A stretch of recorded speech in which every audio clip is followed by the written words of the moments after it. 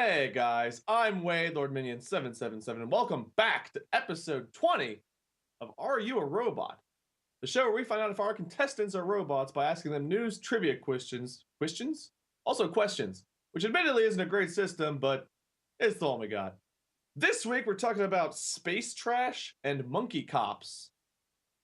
Here to discuss these important topics are our panelists. Hello everyone, welcome. What up? Yeah, woo! Thank you. Yeah. All right, I guess I'll go ahead and introduce you all. Firstly, from One Piece, YouTube, this show, and also Chicago, it's RogersBase. Hey, Roger. Hello, happy to be back once again. I think this is my 7th or 8th time doing this, right? It's been a while. Oh, I've lost 20 episodes is higher than I can count, so I have no idea. Yeah. Roger, you look immaculate today. Your warm-up question here is, when was the last time you flossed, Roger? I'm going to say 2 minutes ago. That's my guess. But yeah, it was literally right before we started recording. Yeah, because I brushed my teeth and I flushed. So there you go. Yeah. Man, keeping up with those pearly whites. Welcome back to the show, Roger. Thank you. Next up, he's playing Fortnite and PUBG. RIP, as in rest in peace, purple hair. It's Muyskerm, everyone. Hey, Bob. Oh, hey. Man, somebody's been keeping up with my my personal day-to-day. Jeez. I mean, we asked Roger about flossing his teeth, so yeah, it's the hair, I guess. How you doing, Bob? I'm good. I do still have some purple. It doesn't come through in this camera. I've got the purple highlights now, but yeah, less purple than before. So however you take that to be. I would show you my tips, but you'd be blinded by the light from the baldness. Hair. You know, let's just move on to your question before I get myself in trouble. Bob, what did you do for your elementary school science fair? Elementary school science fair. So I can only remember one, and it wasn't really a science fair, but we used to do the invention convention in my school system. And one year I invented a thing that got me to regionals, and it was called Sauce Can Drip, which was it was a wooden spoon that I took and I cut a little notch in the end and put a dowel through it so you could put the spoon on the side of a pan and then hang a can of like tomato sauce or something over the pan, and you could get every last little bit of sauce out of that can. And that got me to regionals. So it's the height of my invention creativity right there.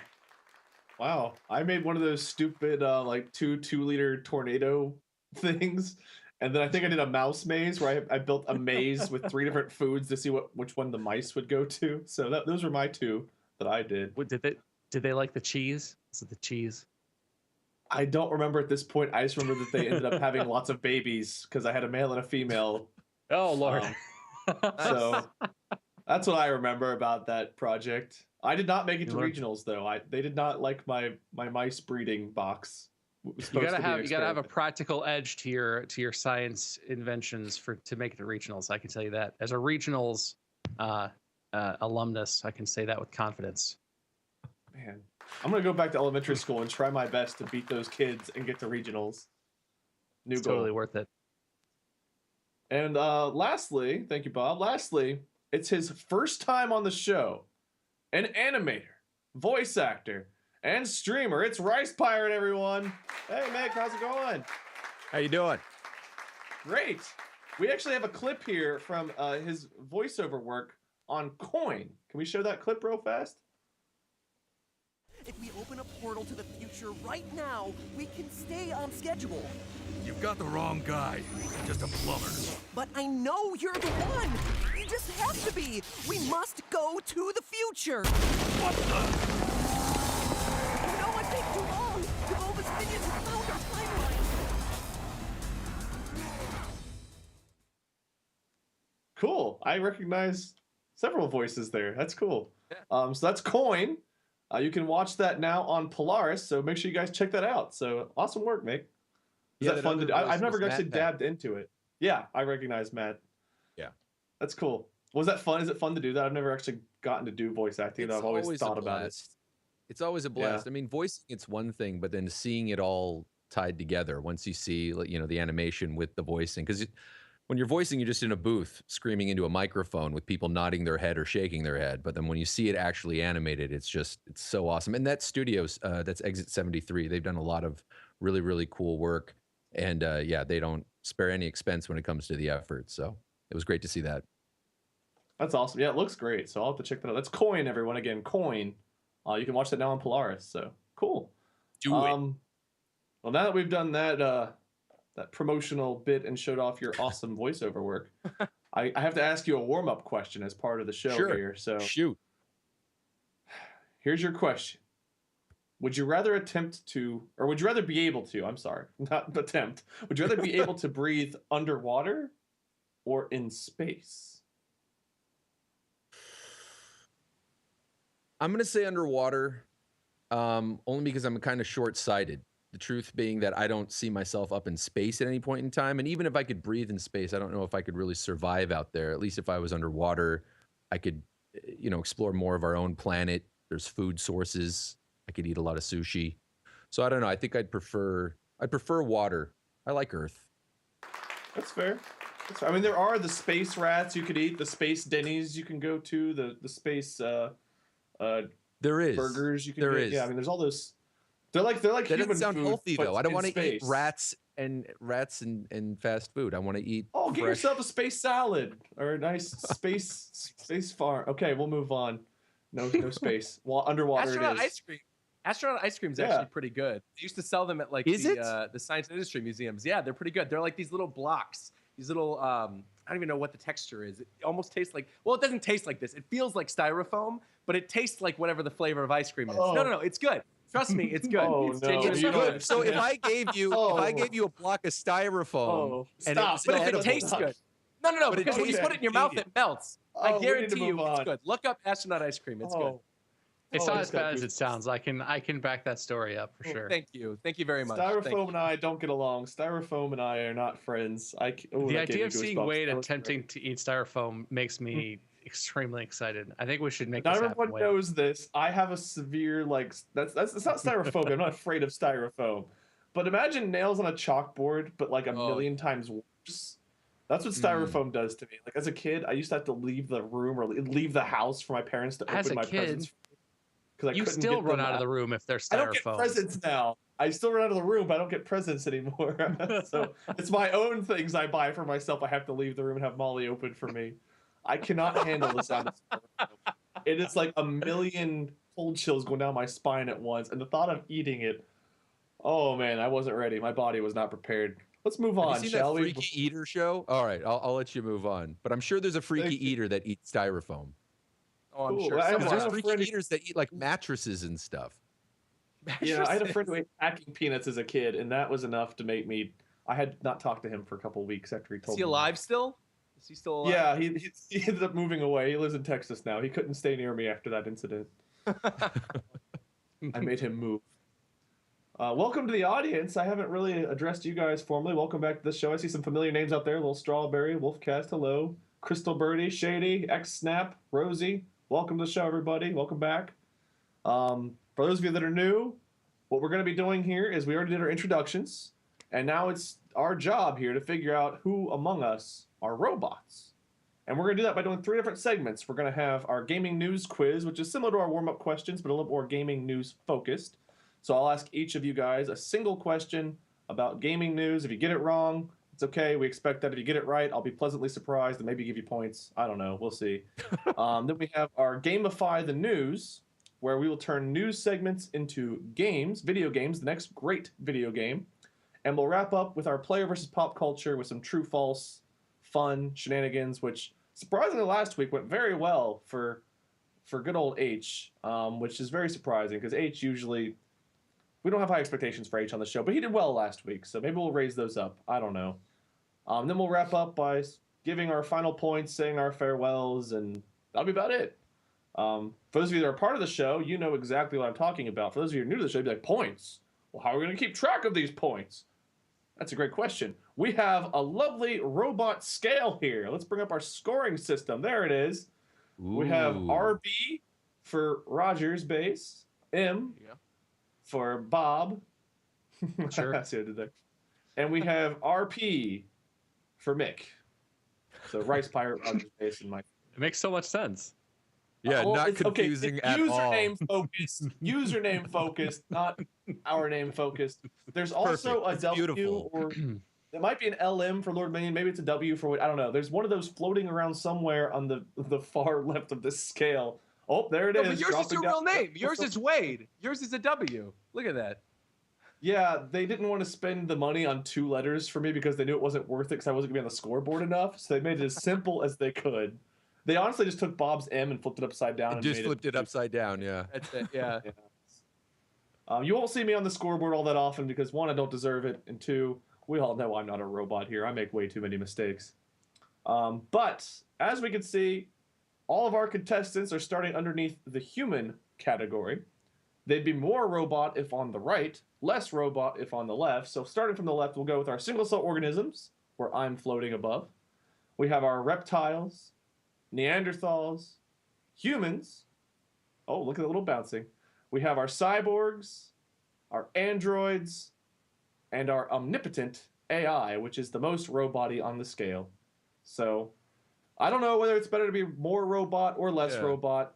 Is that like Johnny Depp in that movie where he like transcends into the computer? Isn't that what it's called? I haven't even thought about that movie in years. Yeah. Yeah, that's exactly what that. I have no idea what that is, but yes, I like Pirates of the Caribbean, so Johnny Depp can be a computer in my book. Sweet. Cool. And then the cyborgs, I guess, are like, I don't know what's cyborg. Android would have to be probably like Schwarzenegger's Terminator, right? I don't know what's a cyborg. Who's a well-known cyborg? I mean, the Borg race from Star Trek universe. Borgs seem like a pretty accurate representation of that, but you know, that's fair. They're almost more well, they're I don't know. Would they be androids? Yeah, you're part human. Borgs, they're very robot-y. Yeah. I'm not gonna spoil anything. Borg is literally short for cyborg. I know that doesn't mean that it is a cyborg, but like that's what the Borg are intended to represent, isn't it? The difference is that cyborgs are humans with robot parts, right? And then androids are robots that are basically humans, but no part of them is human. So what like if Data you made is an android, robot, but the Borg are cyborgs? Okay. Yeah. To finish, but if you took a human body and gave it a computer brain, what would that make cyborg. it? Cyborg. Yeah. Okay. And an android is the reverse. Your brain is completely computerized. Yeah, an android is basically a robot with like a human brain. Yeah. I'm on the single cell side of things because this does not compute. I believe you all, though. I think you all know what you're talking about, and I very much respect your knowledge. I'm just going to go back over to single cell where I belong now. But ultimately, the point is, this is our scoring system. Wherever you guys end up is kind of up to you, up to me, and very much up to the audience. They have a lot of influence here. So you have to appeal to them if you want to score in a certain way. H likes being held by the cyborg. He just wants to be on that claw. I don't know why. It's weird. But it is what it is. Kryken likes to be a reptile. So different people have different preferences on the show. The audience sometimes caters to them, sometimes not. Depends how they feel. So that's our scoring system. Whether you want to be a robot is up to you and the audience. I don't know what's best. I'm just here to move on to the next segment, which is the gaming news quiz. Nice segue. High five. Let's go. Sorry, my engine shut down. Let's get warmed up with a rapid-fire gaming news quiz. I'm going to ask each one of you a question based on this week's gaming news. We're going to go in the same order, introduce you guys because it's familiar, it's safe, and I'm a single-cell organism and can't really mix things up easily. It takes a lot of training, and we don't have that kind of time here. So, Roger, that means you're up first. All right. Are you ready? Throw it at me. I am. I absolutely am. Throw it at I'll read it to you. I'm very literal today. I don't know why, but I will read this to you and throw it at you. All right. I'm hip. Which upcoming AAA title, based on a famous book series, will have users pay real money for actual better gear? Probably Lord of the Rings, Shadow of Mordor, like the sequel game, whatever that is. Middle-earth Shadow of War. Yeah, I'll give it to you. Oh, look at that. All right. Not a Nintendo game, and I still got it. Not bad. Yeah, well, I'll read the blurb, but then we can kind of discuss this a little bit. The sequel to the surprise hit, Middle-earth: Shadow of Mordor, will contain loot chests, war chests, and boosts as an in-game microtransactions. The game's developer, Monolith, said that the purchases will allow players to cut down on some of the additional time that would have spent winning more battles, tracking down nemesis, completing quests, and assaulting fortresses, causing many on Reddit and Twitter to voice disdain for a decision like this to be made on a game that already costs $60. I believe this is a single-player game. At least the first one was, right? It's not multiplayer. So it's not necessarily pay to win in its defense. It's more like pay to speed things along. But I mean, I think back to the old Final Fantasy days of like, remember like Final Fantasy X when you had to like capture 10 of every monster and one showed up like 0.3% of the time and you had to catch 10 of them in order to get this ultimate weapon to use in the final boss battle or something. Cutting out that grind sounds nice, but it also kind of defeats the purpose of the game. Yeah, my question is, how much do I have to pay to buy the game? And when I install it, I already have beaten it and completed it 100%. Because I don't actually want to play this game. I just want to pay money so that I can tell people I finished. You beat it. Yeah. Some people do that. Like the PS4 has the trophy system, and some people really want the trophy completion. That's so true. some people buy games and beat them for the trophies just so they can have those.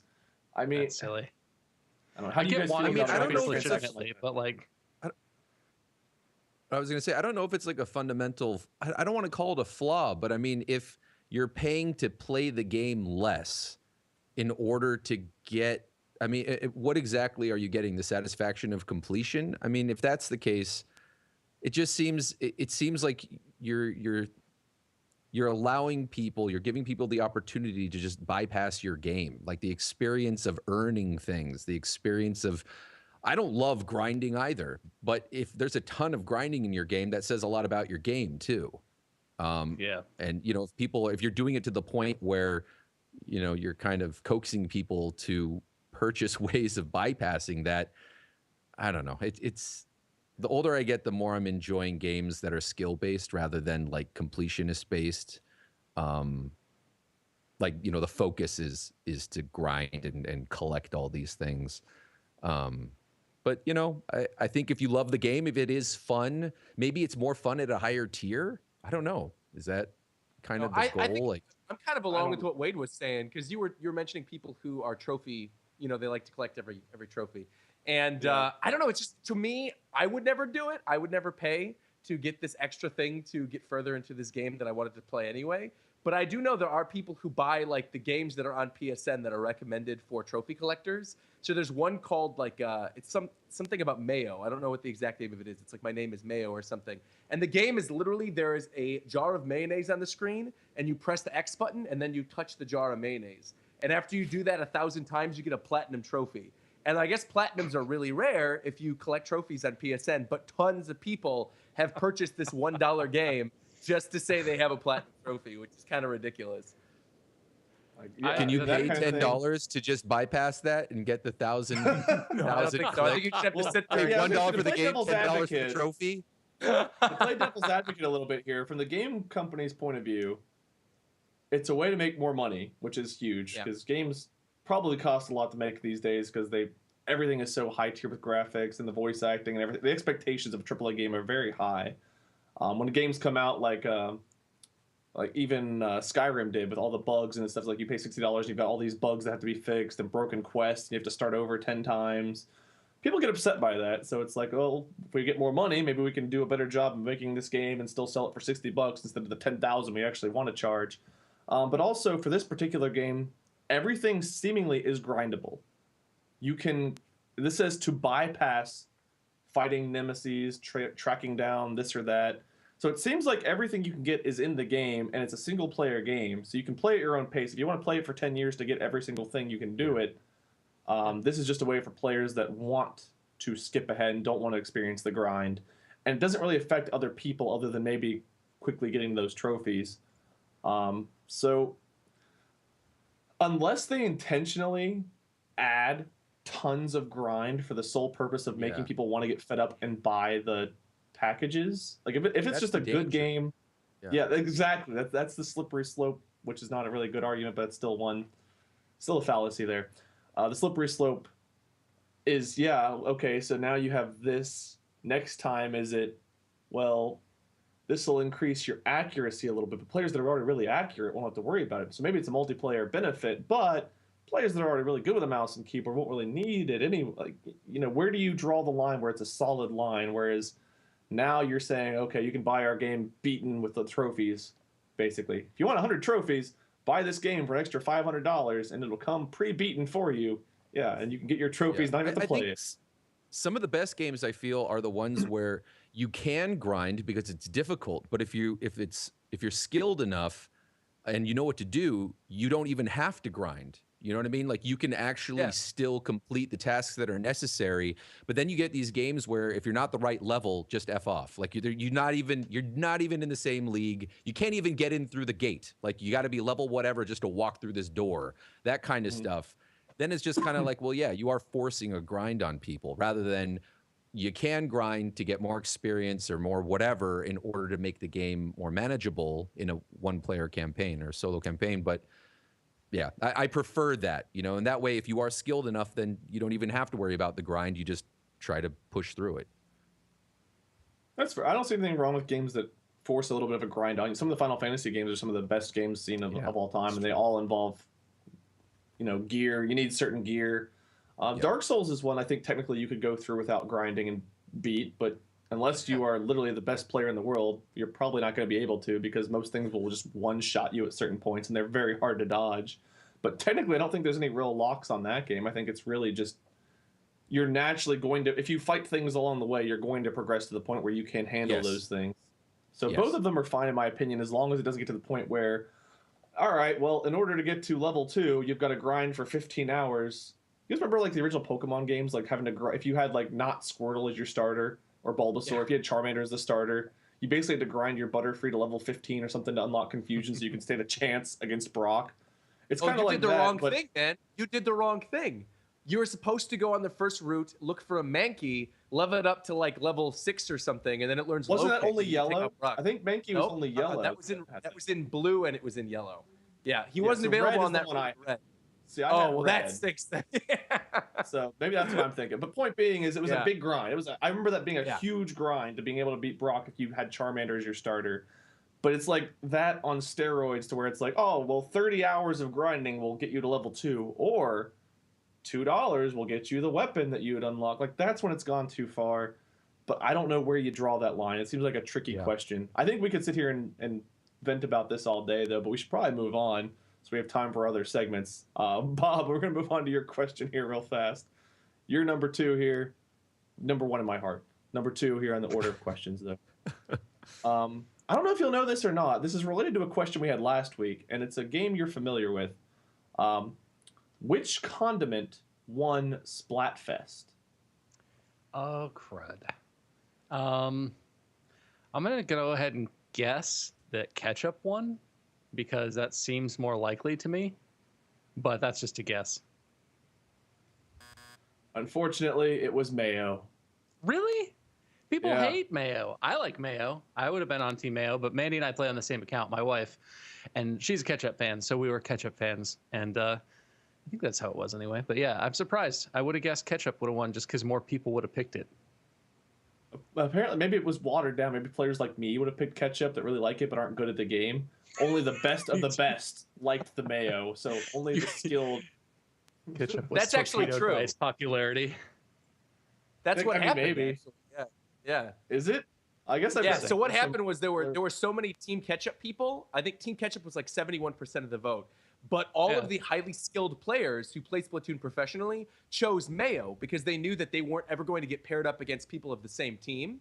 So they knew that if they just worked really hard against the people who were Team Ketchup, who a lot of the time were forced to play against each other, and then their win ratio had to go down naturally because they didn't even have Mayo opponents, Mayo was able to win both in solo and in team. And because it was 2-1, because popularity for Ketchup won, but solo and team were Team Mayo, that's how Team Mayo actually ended up winning. I don't know if it's because of the people I follow on Twitter or just kind of the general mindset of some of the artists and stuff I know, but I feel like there were some ulterior reasons for why Mayo won. I don't think we're allowed to say them on the stream, but It definitely from the GIFs I saw and from some of the other things, spraying mayonnaise over everywhere seemed like a thing. But you know what? I didn't know about the other. I did know it was mayo just because I saw it all over my Twitter feed. But yeah. Maybe they should have had blueberry juice be one, because I can think all the condiments I'm thinking of.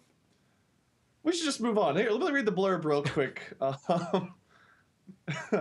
Many Splatoon 2 players took to Twitter to demand answers and vent their frustrations after Nintendo's Splatfest last week, calling into question how the company calculated the winning score in the mayo versus ketchup war. The much more popular ketchup side felt snubbed when most of their matches ended up being ketchup versus ketchup, as you were saying, resulting in the possibility that their wins might have been canceled out. So, because there were so many ketchups, they were forced to play against each other, like Roger was saying. So, Roger, you know the blurb before I even read it. Well done. I'm a Splatoon player, so yeah. all of the thoughts right now tell me that we should probably move on to Mick's question and not talk about the different condiments. So, Mick, are you ready? People who felt, I was just gonna say, for the people who felt snubbed, I think it is good to remember though that these players, these more seasoned players, did find a way in using the game's mechanics to get their result that they wanted. So, as much as they may feel snubbed, I don't think the answer needs to be explained to them. Just that, these guys found a way to get their condiment to win. As Jeff Goldblum says, life finds a way. Yes. All right, here's your question. 5 prominent tournament organizers and players have released a recommended rule set, including a tentative ban for any non-native GameCube controllers. For what popular fighting game? Oh boy, I would say it's a popular very popular Nintendo brawler. Oh, for Super Smash Brawl, Super Smash Bro Brawls, Super Brawl Smash Brothers, Super Smash, Smashing Bros. The Mash and Smash and Bros Melee, yes. The Super Smash Bros Melee. I knew it was something like, yes, okay, good. It was a very long-winded kind of like bombastic sentence there to basically get to like non-native GameCube controllers are banned for what popular Nintendo game. The debate and controversy surrounding the use of alternative controllers for the tournament centers around the Smash Box, a controller that relies entirely on digital button inputs even for movement. The debate between inclusivity and a leveled playing field has even included physical therapist Dr. Caitlin McGee, who's helping the tournament organizers move forward with a possible amendment addressing the controller rules. I know Bob and I have worked with a company that makes custom controllers to make games more accessible to people that maybe have disabilities or might be missing a hand or fingers, etc. And this is a very interesting debate because a competitive games should be accessible to everyone. And you think that tournaments and stuff should be too. But some controllers that have been designed to make gaming possible for people might also be somewhat responsible for making games easier for people that use those controllers, don't necessarily need them. Yeah. So for a game like Super Smash Bros., which is very competitive, I've actually been fortunate enough to go down to St. Jude and visit their hospital. And we got to play Super Smash Bros. With some of the children that are there. And it's just a really awesome feel. But some of those kids are professional Super Smash Bros. Players, and they just dominate the field. People take that game very seriously that play it frequently. So I can imagine the frustration if some controller makes it easier. I don't know. What do you guys think? For a competitive tournament, is it better to go with the level playing field? How do you find the balance between accessibility and a level playing field? What's the answer to that question? Way to throw a softball question out there, Wade. I get it. I get it for this though, because the people who play Melee have been playing Melee since 2001 when that game first came out, and so the level of skill and the people who have been practicing for so long, I understand totally why they're upset why the Smashbox thing is out, because the Smashbox wasn't created for accessibility purposes. It was created to make it easier to wave dash and to do some techniques that it does require you to actually be skilled at the game. So it's basically just making it easier to do these skilled techniques that you have to work for a very long time to sort of master. It's not sort of like an accessibility thing. It is something where it's basically cheating your way through the game. So I think that's probably why they banned the Smashbox. Okay, that's fair. I'm not familiar with the Smashbox, so my thought process just immediately went to whenever they said the inclusivity. I thought maybe that meant accessibility. I think, I love the name Smashbox. I'm sorry, I don't know why. I just think Smashbox sounds so fun. This is a family show.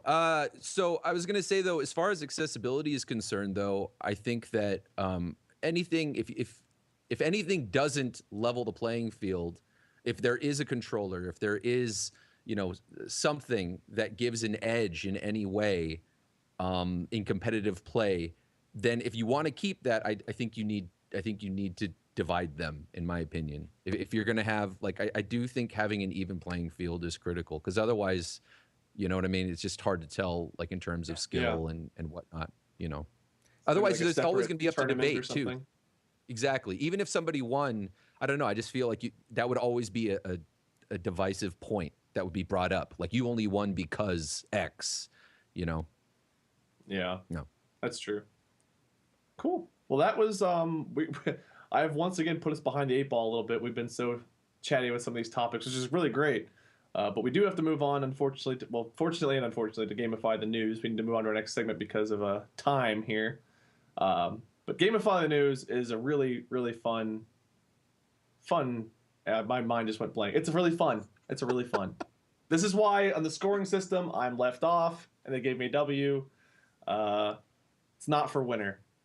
But we're going to move on here to gamify the news. In this game, I'm going to give you guys a real-life news story that you're going to turn into a pitch for the next great video game. You guys are going to be judged on the main character, gameplay, the plot, any cheat codes, DLC, or Easter eggs, and then the title of the game. So, audience, keep in mind everyone's answers for the top. We're going to keep the scoring system at the end here. Let's do some gamify the news. Are you three ready to work together to make a great video game? Yes. Good answers. Round 1. Yeah. Applause. Round 1. The space junk problem is about to get a whole lot worse. Some more info for you guys.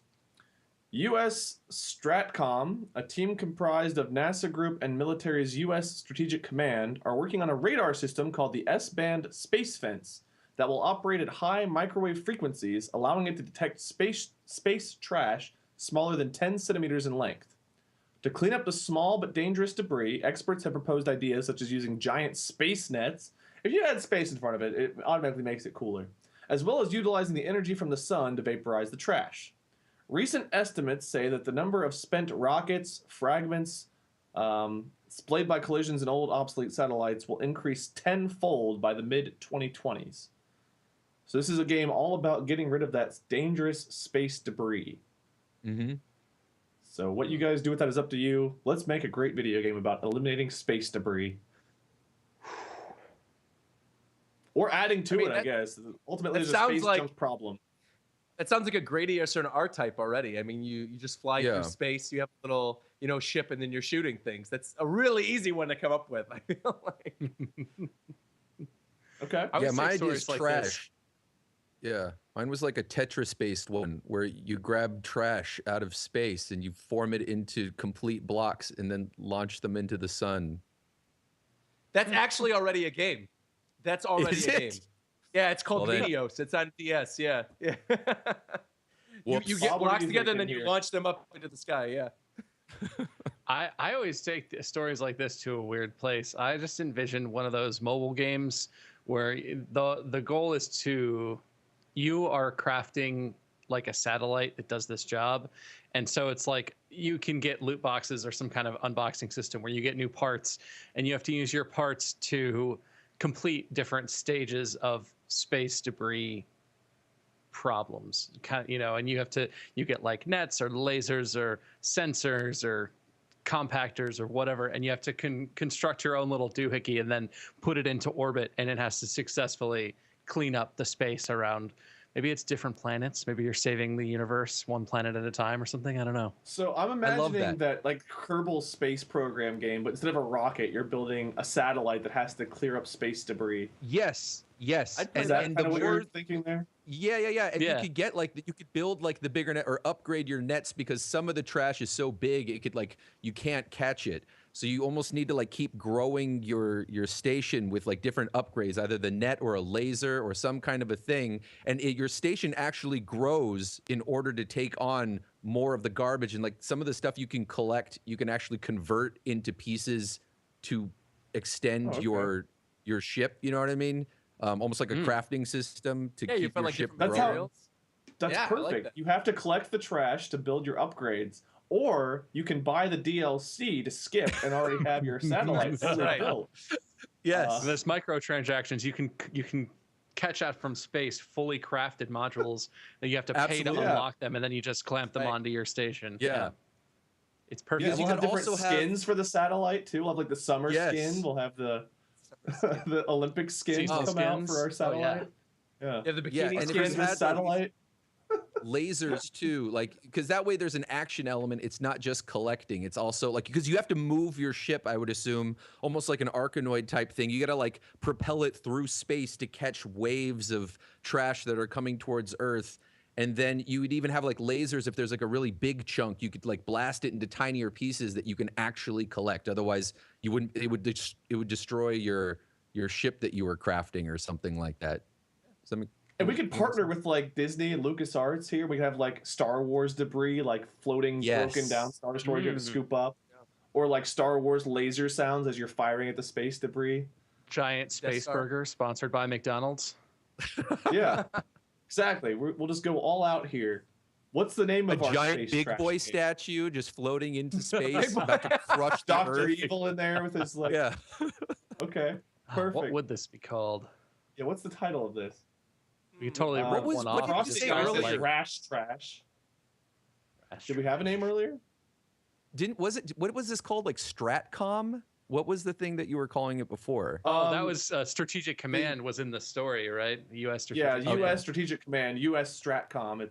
That's how it's abbreviated. You could call it Stratcom Trash Ops. I don't know. Yeah, Trashcom.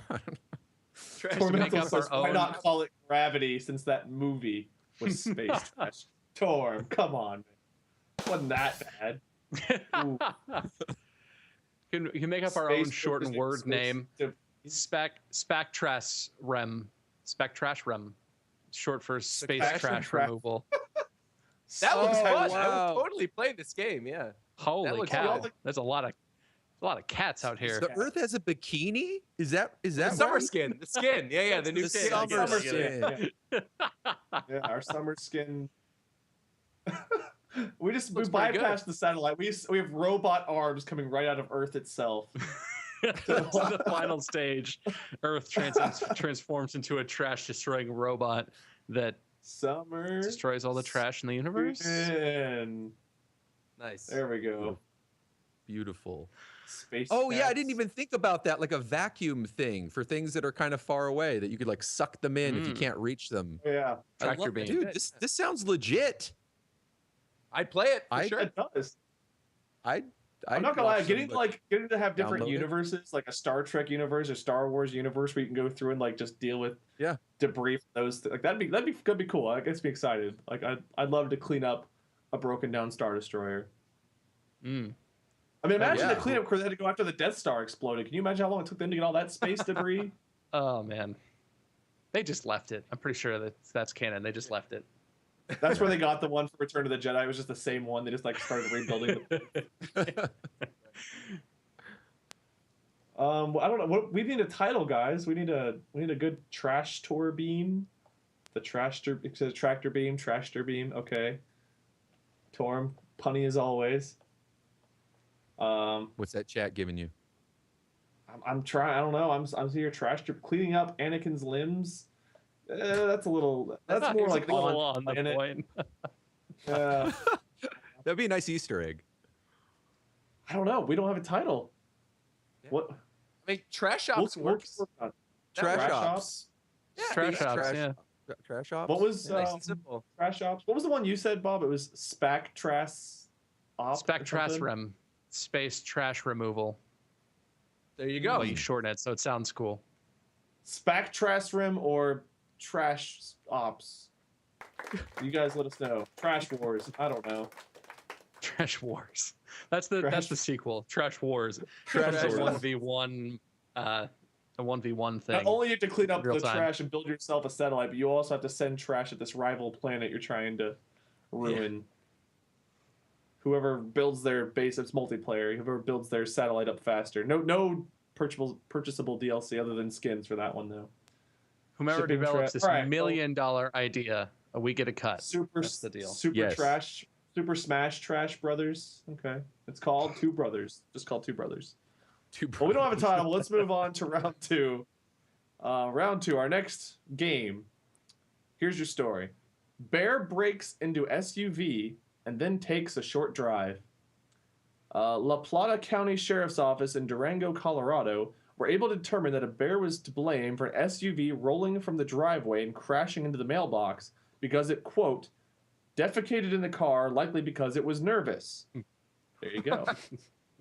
The commotion woke Ron Cornelius and his wife at 5 a.m. where they found the trashed vehicle in their yard with a ripped-up interior, dislodged steering wheel, and a busted back window. Also, they found bear poop.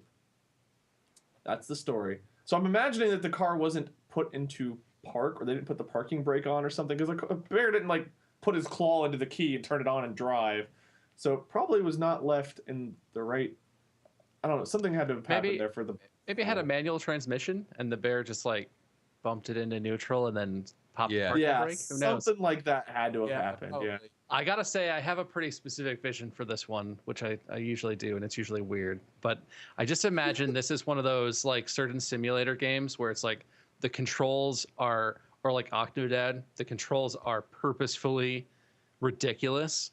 And the point is for you to be this bear and to try and do as much human activity as you can get away with as a bear. But it's like impossible to control this bear. It's like, you know, because you don't know how to do things, / the buttons are awkward. I don't know why. I just imagined. I could see that game. You have imagined that is actually kind of a game already. It's a mobile game. I downloaded it a while back. Someone in the chat might have played it at some point. But it's essentially you're a bear in a car, and you're supposed to do all the things. You're supposed to, like, if you turn, it's like hard to turn, and you're supposed to push the pedal, and like it's really hard. It's hard. Yeah, and it's hard to do anything, and you like run into trees, and then you can collect mushrooms and have like acid trips. Yeah, you gotta like swat them out of the way, like while you're. Yes. This is already a game. I had such a specific vision. Yeah, that game is super funny. And then fish. Yeah, don't you like you have try to get like fish to eat fish because your goal is to so hibernate. You like go into like water and they come into your car, and you gotta like eat the fish as they're flopping around your car. But if you, it was really fun for like a couple days. I really actually enjoyed it. That's probably the game I'm ripping off in my head. That sounds pretty accurate. Well, we're going to make a more fleshed out version where it's not just driving, but you're a bear trying to be a person. Yes. Performing surgery, but with bear paws and whatever else people do. That bear, you get like a marker on your map. Jaundice. Yeah, you gotta like, it's like GTA style. You gotta like go to like the next marker, and you're like in a hospital. You gotta like find the doctor's robe. You gotta like find the operating table. Your objective is to save one life with your big bear paws, like trying to do surgery. And if they find you out, then you gotta run back to your car and go to your next objective, like be a priest at a wedding and stuff. This sounds kind of like a Simpsons hit and run type game almost. Like, I don't know if you guys have ever played that. You just like walk into the cars. I can imagine almost, even with the terrible controls, the bear is like trying to steal a car from somebody, gets into it, runs into a building. You use the car basically like a weapon, destroy stuff. I'd play it. I would for sure play it. We have a lot of... Torm's got the Sharman family's day out. Paul's for concern. We had Jellystone Park, Enviro Bear. I love that. Yeah, Barely Human. We got all kinds of bear puns happening. Do we have any illustration that's happening? pretty, those are all good. It's good. I like that. Yeah. Yeah. Here we go. There's our bear. Oh, it's driving. the box art. I get it. Yeah, the box art of our Dr. Bear driving a vehicle here. That bear has a hip haircut, man. Yeah. It's got like a pulled back bear bun. Yeah, I like it. Perfect. Waving in the wind. Well, there we go. A grizzly accident, pause for concern, barely hit. Well, I don't know what it's called. That's our game. We're just gonna resell it multiple times with different titles to see how many times we can sell the same game. Yeah. But Also, DLC is easy. You just add a whole bunch of different missions to the same map, to the same world, like the same small town or city that you got. Yeah. There's just different things happening that day, you know? you gotta buy stuff from like the gas station to go on continue your drive. But the DLC, you can actually play as the clerk at the gas station instead. Yes. Having to pretend to be a clerk while being a bear and ring people out. Yeah. No, and then the store gets robbed. There's like somebody who tries to rob the convenience store, and you have to stop them, which isn't too hard because you're a bear. The final punchline after all the DLC is said and done, every single human you've been trying to fool into thinking you're a bear has also been a bear trying to fool you to think that they're human. Beautiful. Everyone's a bear, but Beautiful. each perspective only has you being the only bear. You don't know. So What there a we go. twist! Yeah, I ruined the ending for everyone, but it's okay. Just don't spoil it for everyone else. We got to sell millions of copies of this, so this will stay between us. It does open it up for multiplayer. I feel like that adds a whole other dimension to it. Sure. Yeah, who's a bear and who's human? We'll never know. Yeah. Unless you can find out though. You can find out right off the bat if you buy the DLC up front. We'll sell all the microtransactions. We'll have your bearnoculars where you can see who's a bear and who's human. That's what they do. Bearnoculars, fun. But, what was that movie with Roddy Piper? They came, they're here. I see them. I see you. What the hell was it called? He wore the glasses and he could see all of the advertisements were actually trying to brainwash humanity. You guys don't know this movie? They live. They live. They live. Roddy magical Piper, voice from the sky told me the title is They Live. Yes, he gets these glasses, and all of a sudden, like when he watches a commercial of like a woman, putting on skin lotion, all he sees like this grotesque version of the world, and like all the signs, all the billboards say like obey and listen, or like buy our product, or you are slaves. Like, and then he like has to defeat. They're all aliens or something. He has to like go and defeat the aliens that have overtaken our commercial industry or something like that. That's Roddy Piper. I will happily just live in ignorance. I'm doing okay right now the way I am. Yeah, it's true. It's true. We got to move on to round 3. We're gonna have to really rush. We have a speed round. Round 3 is a speed round, and then we'll speed round player versus pop culture too. But we're gonna combine 2 news stories into one game for round 3. So here's your first story. Indonesia has an anti-monkey task force. Indonesia has deployed armed police and soldiers to help villagers on the island of Java fight back against long-tailed macaques. That's the name. Macaques, I think. Macaques. I don't remember. Yeah. In any case, it's with the child. Sounds worse out loud than it actually is. Macaques are the names of the monkey that have been terrorizing their area, stealing food, and even attacking vulnerable elderly residents and a child. And I quote, "Slingshots, paintball, or firecrackers can scare them," said Rabithodal Huda of International Animal Rescue Indonesia. But monkeys are intelligent. If the people have used a slingshot, tomorrow they'll have to use something else. Monkeys can read these tactics and adapt. So we have our adapting monkeys and our force trying to get rid of them because they're terrorizing. It's basically Planet of the Apes over there right now, it sounds like. Yeah, I was just going to say, Yeah. Story 2 here. That's your first story. Story 2. Pogo Stick Pro leaps over 3 cars for a world record. American ex-pogo performer Dalton Smith can now claim the Guinness World Record for most consecutive cars jumped over on a pogo stick. This was never going to be an easy world record to break, Smith said, but the team and I are always up for a challenge. His parents could not immediately be reached for comment about the feat. So 3 cars were leaped over by a pogo stick. So that combined with your anti-monkey task force, we need a great video game. This is actually, I have a pretty specific idea for this one. Now I'm thinking about it. Ape Escape was a game on PlayStation where you basically had to collect monkeys. This would basically be Ape Escape, but instead of a net, you have guns and you shoot the monkeys, and all the monkeys are on pogo sticks, and that's the game. It's multiplayer. You have your monkey team on pogo sticks, and you have your anti-monkey team. That's it. They Oh, have that's a pogo stick. Wow, you sound guys have ready to both go? those We sound do. effects on hand. Very specific sound It can effects, also yeah. be used as mattress spring sound effects, but with a pogo stick this time. Now, I love that Monkeys jump on idea. the stick.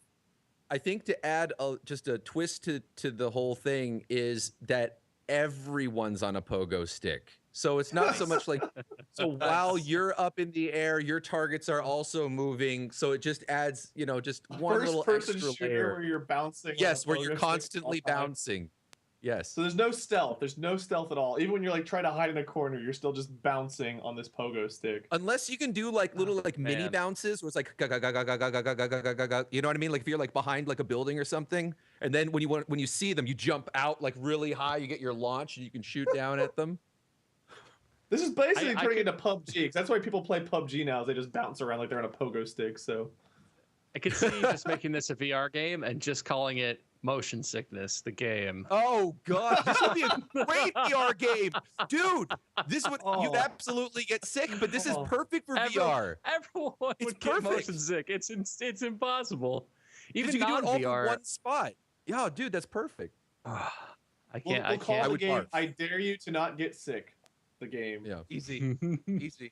Well, that was a lightning round. We came up with that pretty quick. That was- Yeah. Very good. Do we have any quick art of our pogo sticks happening right now, even if it's still in progress? There we go. It's happening. There you go. Our monkey pogo, our shooter also bouncing on a pogo stick. Well, he's leaning his rifle on the other handlebar. The theme song will be a take on like the I can ride my bike with no handlebars, but it'll be I can ride my pogo with no handlebars. It's just holding the gun, bouncing around. All some kind of like knee straps to keep you on there. I like it. It's beautiful. Yeah. Oh, there's all of our monkeys Oh, nice. running Oh away. man. And it's multiplayer, Crystal. You are right. Oh yeah. Multiplayer. Yep. Very I feel like nice. it's one of the few Call of games Duty jump ops. you could Can you play as a it'd be monkey VR then? game. Oh, Yeah, why not? That's the Why DLC not? right there. You pay to You play have as a monkey. team. It's either multiplayer. We have a team of each, a team of monkeys trying to live for so long, or activating traps to get rid of the anti-monkey people. It's like I don't know. Yeah, you have two teams, or it's single player, but you can also play as a DLC as monkeys. Either one. We can make both games. it's like It'll be Evolve. crap- The longer you live as a monkey on a pogo stick, the more immune you are to the different weapons that people use. Eventually, you just overpower them. You become a huge giant monkey on a pogo stick bouncing around, Kong crushing DLC. There everything. you go. Giant King You Kong can on a build pogo a stick. bigger pogo stick Yeah. out of the bullet debris, Yeah. or you can just start off by buying the giant pogo stick pre-built with our DLC. Yeah. Yeah. There we go. What's our final title? Call Oh. of Monkey. No. Set the angry monkey, the giant beefy angry monkey in the middle. Yeah. That area is our evolved monkey. If it's gonna be that heavy and serious, I think it should have a ridiculous name to balance it out a little bit, like just like Yeah. Monkey Madness or some nonsense. There we go. Monkey Madness. Pogo team or something. I don't know. Go get him. Pogo Oh, get 'em. go get him. Monkey Madness. Pogo I like get 'em. that. Pogo get him. Pogo get him. And that is our Gamify, everybody. Pogo Nice. get 'em. Monkey Madness, the game. Nice. Well done. You guys didn't have a whole lot of time, and you came up with some great ideas there. I like it. The Space Debris game, I'm really interested in. The Pogo game, if it's VR, I might not be, but if it's not VR, maybe I can play it. It's And one our of, one of first the, I game feel like you was, could be standing there and you would literally just fall down. It's one of the few instances Yeah. where you could just fall over somehow. And the rest of the game is just spent lying there trying to get back up. Yeah. We could even add our second game, the bear game. We could just add that in there where you're a bear on a pogo stick trying to hunt down There you these go. monkeys. You get bear controls. Crossover, beautiful. Mix those Done. franchises. $59.99 DLC. The game itself only costs $30, but to play it, it's a monthly subscription of $5 plus all the DLC. All right, well, You done, need your- guys. You need a new Ubisoft. What's that? Ubisoft Club Ubi or what is it called? Yeah, in order to it's play Ubisoft Club Ubi or something. Yeah, Ubisoft Is it something like that? Yeah. probably. Let's move on to player versus pop culture. I'd love to chat more, but we do need to get through our other segment, and we are we're close. We're getting there. Play vs. Pop Culture is our last segment, so we're making it, guys. We're going to do it. So are you ready? This time you can either work together. Well, by work together, I mean you can either vote together or vote not. So if Bob picks B, for example, you guys can agree or disagree. It's up to you.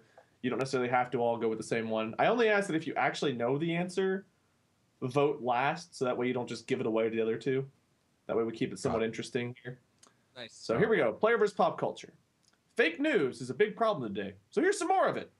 In player versus pop culture, I'm going to give you guys 3 news stories. One of them is true. The other 2 are false. It's your job to figure out which one is true. Round 1. The customer is always wrong. Doesn't sound right. Working a cash register has its benefits. You can push colorful buttons and wave around stacks of cash. Just like a spaceship captain who's also a rapper. I didn't make this up. Someone wrote this. What? Spaceship captain who's Captain Picard, like jigga jigga jigga. Okay. Engage. Which of these stories DJ Picard in the house. Which of these stories about nightmare customers is real and which 2 need to be 86th? I don't know what that means, but I imagine it means cut or something. Cut. Yep. Yeah. I context clues gave that away. Thank you, 8th grade English class. Here you go. Story 1. Oregon woman sends back undercooked steak 6 times until it's completely burnt and she's satisfied. So I guess she wanted her steak completely burnt, but she just kept sending it back that way. Story 2. Rant about salad with too few cucumbers ends in an arrest. Story 3. Extreme couponer. I don't know if I say coupon or coupon more often. Couponeer. Takes an hour. Couponeer. There we go. Takes an hour at register and store ends up having to pay him $300. So. Okay. I don't know the answer, but I will say I worked at, oh dear. Look at this. Look where I am now. I've worked at a grocery store and I've seen an extreme couponer person go to the register and get money back from the grocery store in the end. It was not 300 and whatever, however many dollars, but it was like, you know, they got like $4 and they got a large cart full of groceries. So I know that's possible, but I don't know if I believe $350 or whatever you said. That seems like a lot. 300, but yeah. 3 million? I feel like all of these stories are possible. I mean, I feel like at some point in time, any of these 3 events may have occurred. So here, we're getting our votes. We have the undercooked steak sent back 6 times until it was completely burnt. The salad with too few cucumbers ending in an arrest. And then the extreme couponer walking away with an extra $300 because of the coupons. So, Roger, which one do you think is true? Yeah, I'm going to say the coupon one. Okay. Bob? I'm salad, trying to coupon, win. Or steak?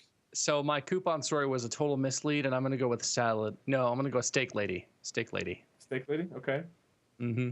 And I'm going to round it out with the cucumber story just because it sounds so specific and kind of, it sounds like one of those tweets you hear about like Florida news. Have you seen those? Yeah. Okay. Yeah. All right. So we have one person going with each one. Roger went with the coupons, right? That one is false. It was not the coupons. Okay. Bob went with the steak. Also false. It was the salad with too few cucumbers ending in a crest. Way to go, Mick. Yes. Nicely done. Thanks. Nice product placement there. That sounded like a voiceover from a show that's now airing on Polaris called Coin. Yes, go watch it. It's a good show. Police were called to a fast food restaurant in Pennsylvania last week over a man ranting that there weren't enough cucumbers in his salad. Police say the 58-year-old man cursed through the salad at an employee and said, and I quote, "If I had a gun or knife, you would be the first to go." Wow. Wow. He was dead serious about his cucumbers. I had a gun or knife. Apparently, really wanted those cucumbers. Is that the if whole you're getting your blurb? salad at a fast food restaurant, that's the blurb. Oh, If man. you apparently go to a fast food restaurant and expect high amounts of cucumbers or anything in your salad, I think you're already doing something wrong, but maybe that's just me being practical. Stories like that, I always secretly hope that the blurb is going to read like, he was angry that his salad only had 5 cucumbers. Also, the guy who made the salad at the fast food restaurant had recently broken up with his daughter. And it's like, oh, well, that's why he was angry. Broken up But that one's just a crazy with guy. his daughter. Yeah. I'm not going to let that one slide, but I am because of time constraints, Bob. But I'm on to you. But Mick, nicely done. You got the first one. The other two, Nice. I understand that was a tough one. They were all pretty believable stories there.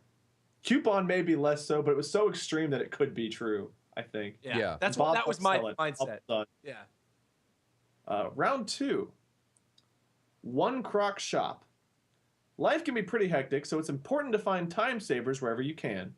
For example, if you pick yourself up on your own Uber, you can save money while spending it. There we go. Which of these picking yourself up in your own Uber? Come on. Which of these stories about time-saving machines is true, and which 2 are out of order? Story 1. Oysters go on sale in vending machines in France. Ew. Story 2. Blood tests can now be done at mall kiosk in Ohio. Story 3. Good old Ohio and our blood kiosks. Story 3. Tax prep company develops RPG game which calculates your refund. I wish. What? That'd be awesome if that was the case. Yeah, So we have a wish. Tax prep RPG game in development, blood test kiosks in Ohio, or oysters on sale in vending machines in France. I think I know the right answer, so I'm gonna go last because I think I heard the story earlier on Twitter. Yeah. I'm just gonna guess that the story about the blood test in Ohio, they got Ohio because of you, because they know that you're from Cincinnati, and that one's fabricated, and they stole that detail from their universe of knowledge. But that still leaves me with 2 answers that sound ridiculous. I guess I gotta go with A. Oysters and vending machines. Oysters. I don't know. Mick? I mean, the blood test thing sounds legit. The oysters definitely seems just insane, but at the same time, I think that's kind of, the point is to kind of throw you off a little bit. It's not in Japan, they do produce in those vending machines too, but oysters, fuck. Or excuse me, F. I'm gonna go with the Ohio blood test just because, yeah, Ohio blood test. Roger? I think it's the oyster one. I'm almost certain that it's the oyster story, so I'm gonna go with the oyster one. Yeah. Okay. The oysters going on sale in vending machines in France is true. That is the one. Well done. All right. Tony Berthelot, an oyster farmer I don't know how to pronounce Berthelot in French. Berthelot? I don't know. I'm pretty sure Berthelot is right. Is Sounds it Berthelot? I didn't know. OT, I thought you took away I don't know. I don't know the rules of the French language. But it might be Berthelot. It's Berthelot or Berthel. I don't know. An oyster farmer whose automatic dispenser of live oysters on the Ile de Ré island off of France's western coast. Listen, I took Spanish. French and Spanish, while both Latin-based, are very different. It looked like LLE de... Just fake it. Just fake right You're killing through it, it. Wade. Okay. Just keep going, man. You're killing Tony it. Berthelot, an oyster farmer whose automatic dispenser of live oysters on the Ile de Ré island off France's western coast, offers a range of quantities, types, and sizes 24 hours a day, 7 days a week. The refrigerated dispenser has glass panels so customers can see what they are buying, and the owners say the machine has an appeal to a younger generation, accustomed to buying on the internet and unperturbed in the absence of a shopkeeper. Beautiful. Good job. Beautiful. Good job, Remy. Bravo. You can find that on my Polaris show called Non-Existent, airing never. I will be doing voice acting on that show all the time. Yeah, I'll get my own sound effect there. Well done, Wade. So we have a tie here. Yeah, there are crickets from Wade's new show. French oyster farming with Wade. Never made it through the green light, unfortunately. But we have a 3-way tie. Bob and Roger got the last one right. Mick got the first one right. So we'll go into round 3 and see what happens. Here we go. Feathered friends. The members of the animal kingdom are our friends, except for bats. They're creepy and look like upside-down dogs. I like bats. They're not feathered. I like bats too. Yeah, what the heck? Well, this is members of the animal kingdom in general. Feathered friends is the name of the title. Then we're just going into animals. It's unrelated, but related eventually, maybe. You know, it's all going to come together right now. Sorry, I'm just so focused. I'm listening to every word. I'm hanging. So, yeah, sorry. Which of these stories about humans and animals getting along is true? And which two are red herrings? Story 1. Moose pushes man's stuck car out of mud. Story 2. New studies suggest crickets love banjo music. Story 3. Drowning bald eagle rescued by Maine lobsterman. I think I know the answer. Yeah, one of those stories does sound a little bit familiar, which unless it's a tweak right. of one. Yeah. So I guess, Roger, we'll start with you again because we have some confidence on the other side. I'm just going to go with the Maine lobsterman. That's what I'm Maine lobster? Okay. Yeah, I like the idea of a lobsterman. That was the cool one job. that sounds familiar. The more Yeah, the that more that I sounds think familiar about to it, me too. the more I'm not sure about that. But yeah, I'm gonna go with the drowning eagle. Yep. Okay. That's and what I heard. Unanimous? All right. Crickets may or may not love banjo music. I don't know. The moose pushing a man-stuck car out of the mud is actually also false. So you guys are all right. Hey, we all win then. Yeah. This direction I did there. Hey, Well done. We can't break up this threesome. All right, we're all on top. There you go. Disney thanks you. I'm going to read the blurb now. John Chipman Jr. and his sternman, Kevin Meaney, what a meanie, were on a boat off Shudik Island when they spotted a bald eagle struggling to stay afloat after it had failed attempt at catching prey in the Atlantic. After making him a tiny life raft and letting him perch on their ship for an hour to dry off and warm up, the bird took to the skies once again to be majestic and stuff. There's our bald eagle. Oh, is that actually a picture of me there that they used for that? I can't tell. The hairline looks familiar there. Spent a lot of time in cages, Wade. Only self-imposed ones, Bob. Self-imposed. Is the artist Digsbot? Who's your artist? We'll never tell. It's a total secret. Wrong. Thumbs down. I got fail. So there we go. We have a tie for player versus pop culture. We all had. Oh, there's our artist. Hey, buddy. Orphan It's King, the pizza Sir man. Sir Beard.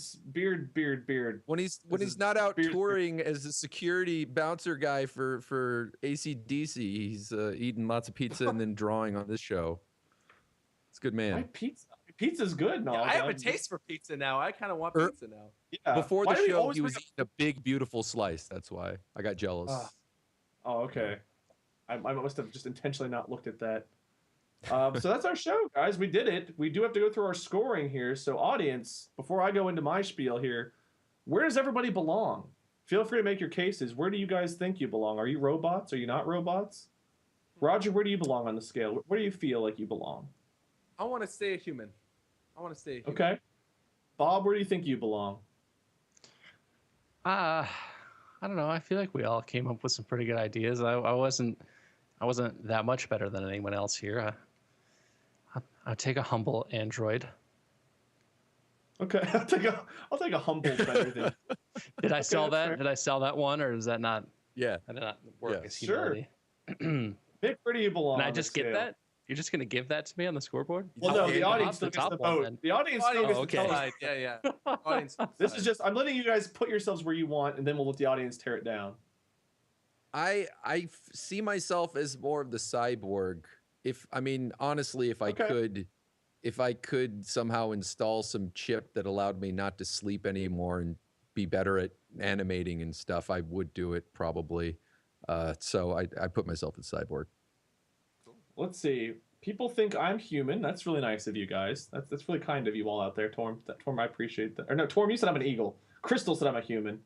Howling Wolf says Bob's an AI, which is about where Bob put himself. He put himself in an android. I like it. Rice is a cyborg pirate. He put himself right there. So cyborg pirate. Okay, that's what Crystal's giving us all our votes here. Mango agrees. Bob's an AI. Nice. What about Roger, guys? We need to figure out. I probably missed Roger's votes because I was talking about the other two. Where's Roger? Can we get some more people to comment about Roger again? Human. I like being a human. I would re-up. He really wants to be human, but you guys have a chance to ruin that for him if you want. Yeah, to. I know. The more you fight for it, you know you're asking for it, buddy. That's true. Everyone agrees that Bob's where he's supposed to be. That's good. Okay. Rosie agrees. Mango agrees. Nice. We're all monkeys on pogo sticks. That's probably true. I agree with that too.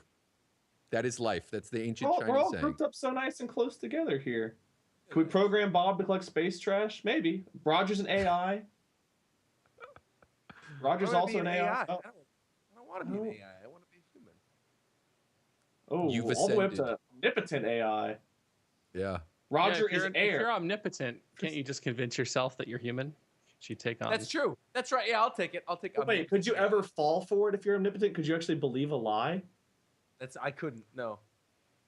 But even though you are so good at it that maybe you could convince anyone, is that like? Well, it's not do we find a falling for a catch lie. myself here?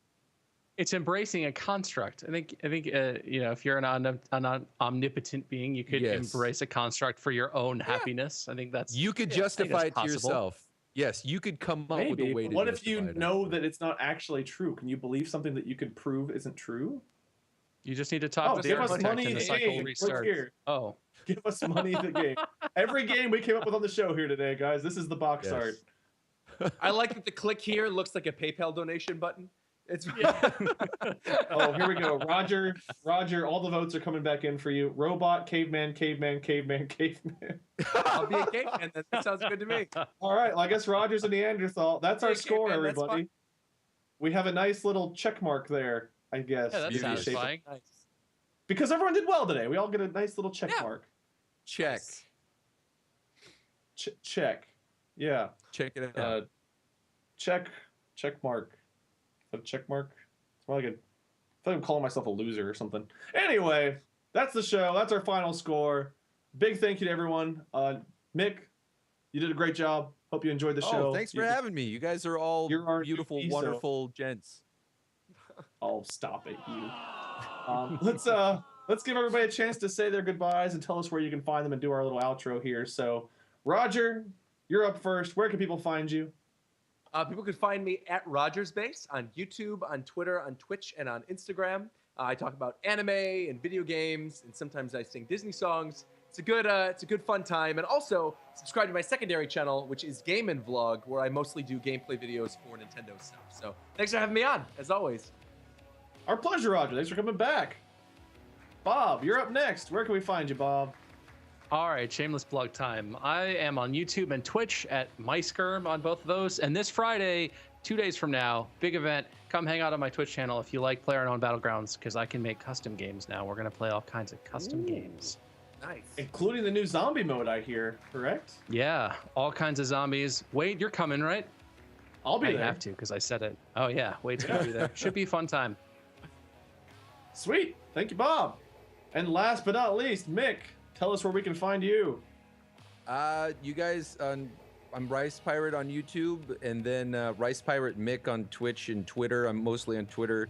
If you guys want to drop a comment, I'm obsessed. I read a lot of that stuff. But yeah, just RicePirate. You just Google it. I'm sure you'll find stuff. Sweet. Awesome. And make sure you check out Coin on Polaris. We've seen a few images in Bob's background. So Coin looks awesome. Check it out. Matt, Pat, and Mick both do voices on there. I'm sure there's more than 2 characters, I imagine. So there's probably some other stuff going on. Check it out. Well, Anyway, this has been episode 20 of Are You a Robot already? The 20th episode. We are 1/5 of the way to episode 100 already, which we have something very special planned. Probably. I'm Wade, LordMinion777. I've been your host today. I am a single cell organism, voted as a human today, surprisingly. You can find me at LordMinion777 on YouTube and Twitter, Minion777 on Twitch, and other variations of my username on other platforms because people always steal my name. So thank you all so much for coming out to Are You a Robot? Stay tuned next week, Wednesday, 2:30 Pacific, 5:30 Eastern, another episode of Are You a Robot coming soon. Until then, thank you, panelists. Thank you, audience. Thank you, production crew. Until next time. See you guys. Cheers. Bye.